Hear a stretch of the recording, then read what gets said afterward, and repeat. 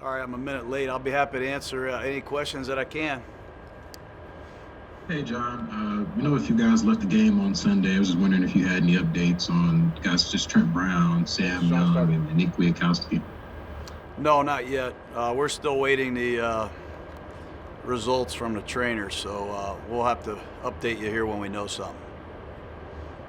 John, Denzel got thrown into a pretty tough situation to go in at right tackle. How did he fare? And just what does that say about him to be able to play the way he did in the circumstances? Yeah, I've never been in a game where you lose two players at one position in the first 10 snaps. It's a credit to him, big time, for being able to go out there, not only finish the game, but finish it well. He did some good things in pass protection. He did some good things in the running game. When Derek Carr switched the play late, he was able to pick it up and get his assignments. So I'm really proud of him, and it's a big reason why we re-signed him. Last year he started the season at guard because Incognito was not with us, and at the end of the season he started at the other guard. So he's been very valuable for us. John, I know you're going to take a look at the evaluations of the injured players, but how concerning is it with Trent? You guys tried to get him through training camp, but to only last a few plays with the calf injury. How concerning is that for you? Well, it's obviously a concern, but I'm good at it. I'm good at being concerned about it. I'm really good at it.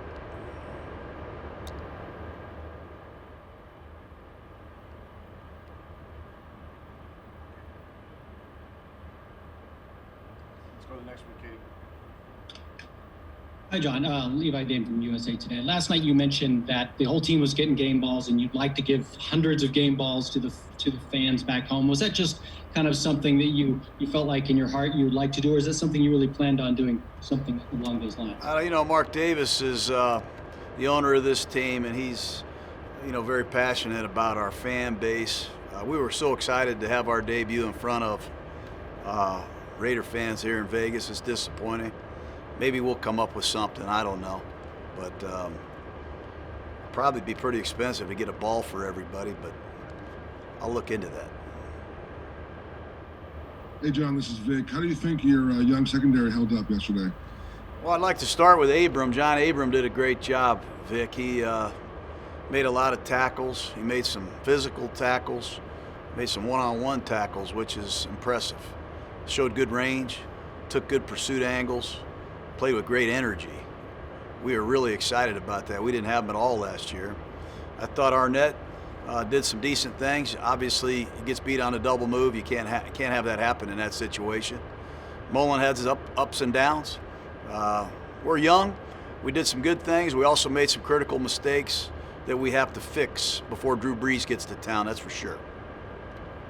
John, on that note, your young wide receivers, after looking at the film, what was your assessment of how they played? I like the way they played. I was impressed with Ruggs, especially early. I like the fact that he came back and played through something. And that's what the great ones do. They play through pain. They play through difficult situations. He did that. I thought Edwards didn't show up on the stat sheet, but he did a lot of good things, really good things.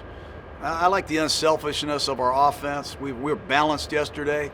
I think we threw it 30 times. We ran it 30 times. We had 9 different receivers, so not anybody's going to catch 16 passes in the way we distribute the ball. But I thought overall is a good start, and this will be even a bigger test this week.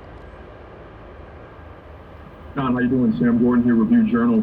Just curious as to what you thought of the crowd noise that Carolina piped in yesterday, how that compared to the noise a regular crowd makes, and if there, what the differences were.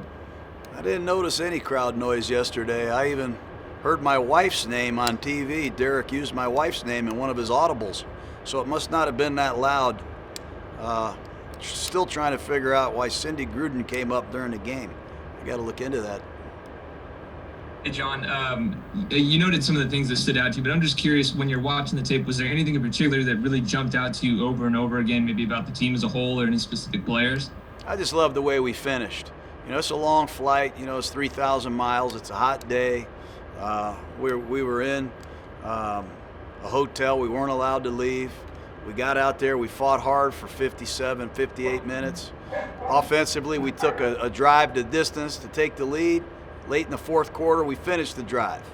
And defensively, we finished the game with a critical 4th and 1 stop. So I liked we fought through a lot of ups and downs. We lost some key players. We lost the lead, but we didn't lose the game.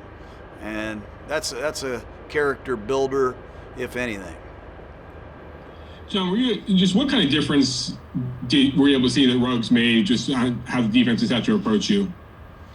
Well, he can stretch the field horizontally on the jet sweeps. He's a threat to carry it. And he's also obviously very fast vertically. But he made his presence felt. We've tried to get it to him early and often, and we'll continue to do that. Jon, what did you see when you look back at the tape on those last couple downs by the defense that stopped on 3rd and 4th down that kind of stood out that we might not have seen in the first try? Well, I think on the 4th and 1 stop, Paul called a good defense.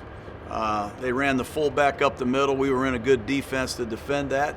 Sometimes you call the right play and you hit the lottery. That's kind of how it works sometimes. But Cleve Farrell had some penetration, did a nice job. It's a good thing because we were on the ropes. We were having a hard time getting to Bridgewater. He was able to find multiple receivers, and it's just a good thing we got off the field in that situation. Hey, Jon, that audible, that Cindy Gruden, Tiger Woods audible, how does that change things when you can hear basically everything that all the coaches are yelling and saying and players back and forth, or does it change anything at all? Yeah, it changes. They hear your snap count. The other team gets your snap count. They play it all week. You got to change your snap count. You got to change your audibles. You got to change your hand signals. But we're not changing quarterbacks. Derek played great. Derek Carr played a super football game yesterday. No sacks, no interceptions, 34 points. Did a great job throwing the ball accurately, tight windows, and made some great plays for us. So to answer your question, we're going to have to mix up just about everything to keep people honest. Coach, we saw the league send out a memo about coaches wearing masks and there could be penalties down the road. How difficult was it to coach in a mask yesterday, and what were your thoughts on that memo? Well, I'm sure they're directing that at me. I've got to do a better job keeping my mask over my face. It was really hot, and you have a headset on, and it's hard to communicate at times with that mask. I just got to do a better job. I got to do a better job with that mask. Yeah, Jon, how did you feel about the play of your defensive front as it came to rushing the passer? And how much of it was Bridgewater getting rid of the ball, and how much of it do you need to beat more people and put more pressure on?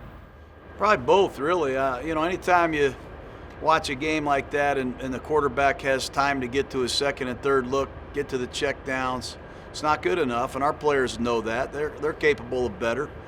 But it's a long flight, like I said.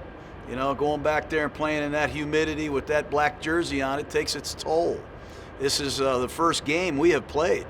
So conditioning, football conditioning was a part of that, I believe, and we got to do better. That's a combination, I think. Jon, it looked like Derek was really active at the line of scrimmage, getting you guys in and out of plays. Is that fairly normal for him, or is it kind of a sign of how much more command he has of this offense in year 3? Well, that's pretty normal for him. Unfortunately for me, I could never hear him until yesterday.